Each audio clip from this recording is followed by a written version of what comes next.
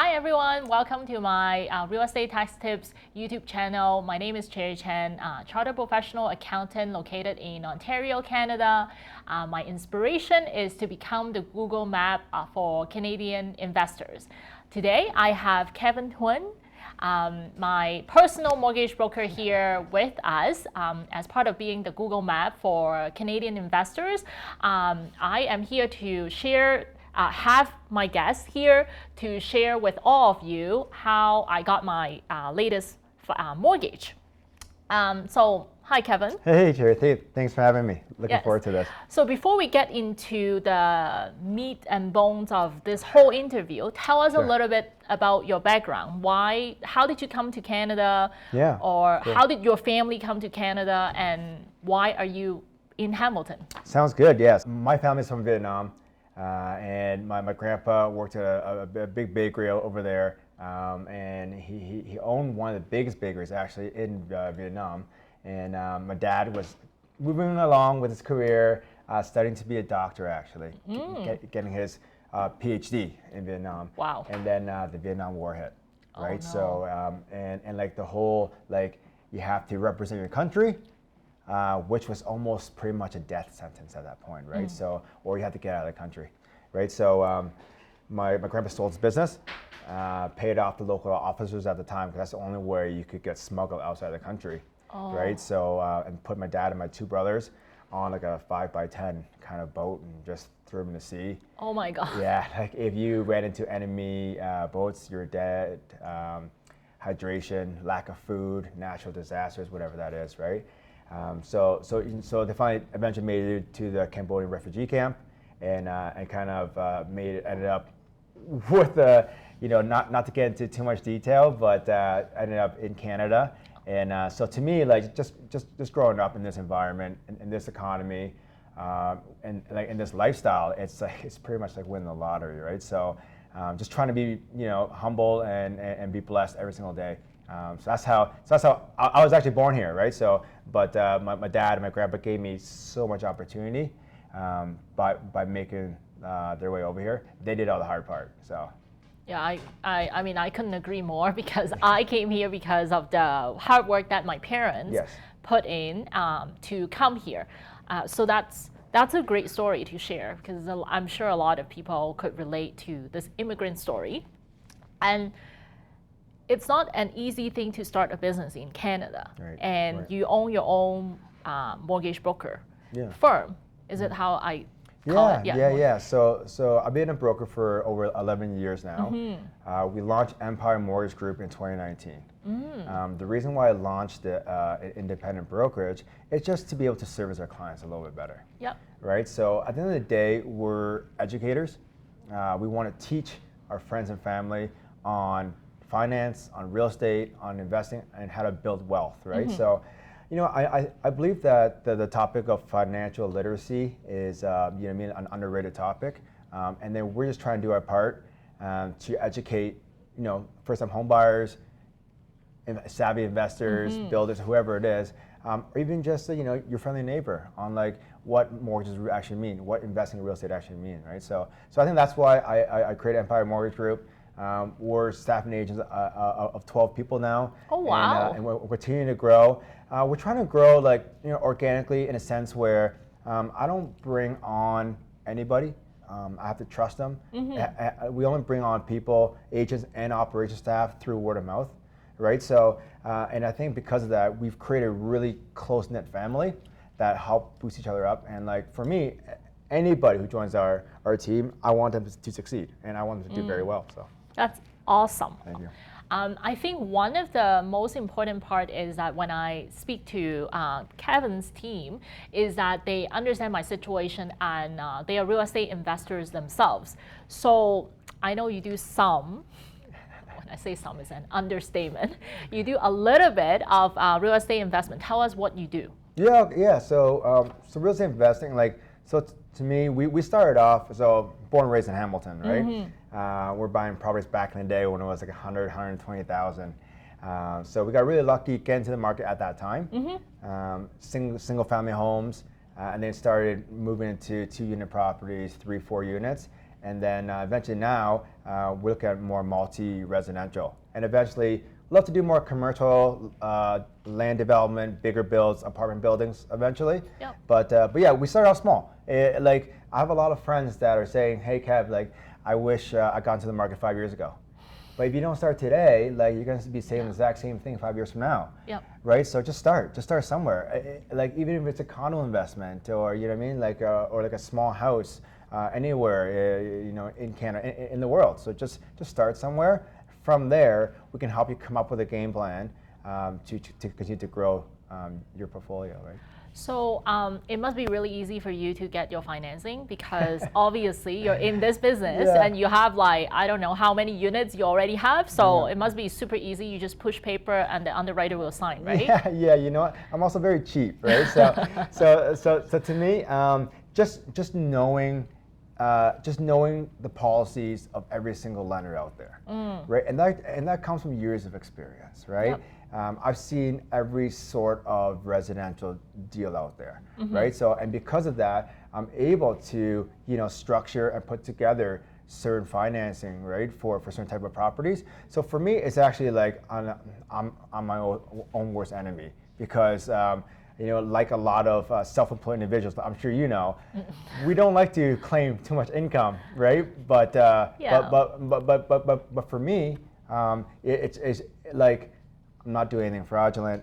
We're doing it the right way.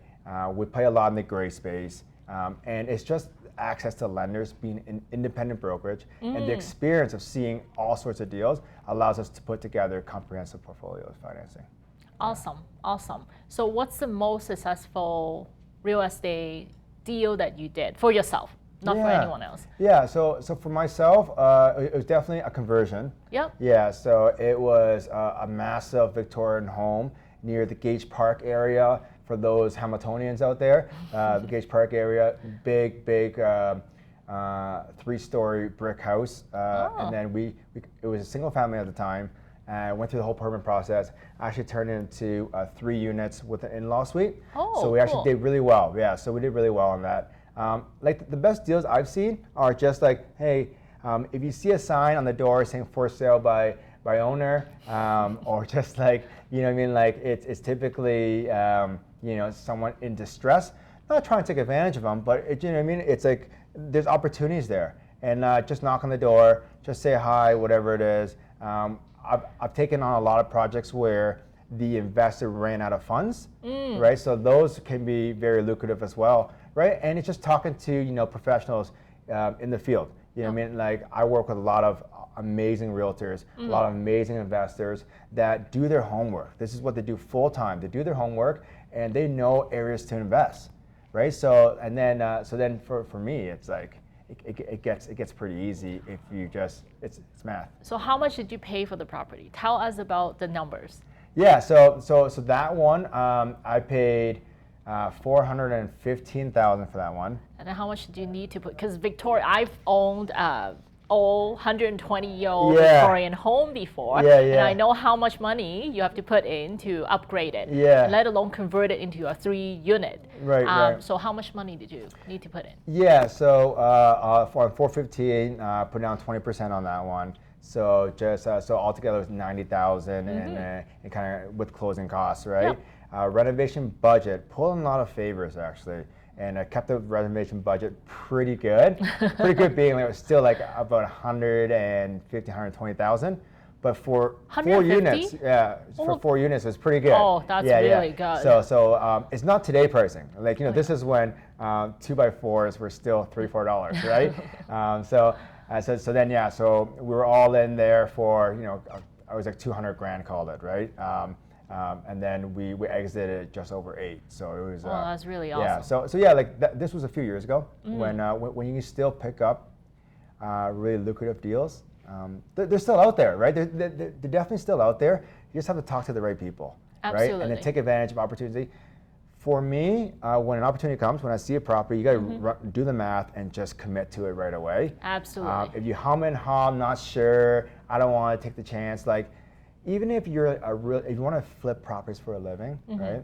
And he's like, don't try to go for the home runs even. That was a home run. I got lucky with that one. But like, you know, just go with make $50,000 every like 4 months, even $50,000 every 6 months. You make $50,000 in 6 months. I'm still making 6 figures in a year. Yeah. Right. So I think a lot of mistakes that novice investors and flippers do is that they try to hit that home run instead of doing many of these smaller deals, because velocity is king, right, when it comes to investing, for sure. That's awesome. So now I have some tough questions for you. Okay, I get all these questions all the time, and I'm an accountant. I'm not the right person to ask.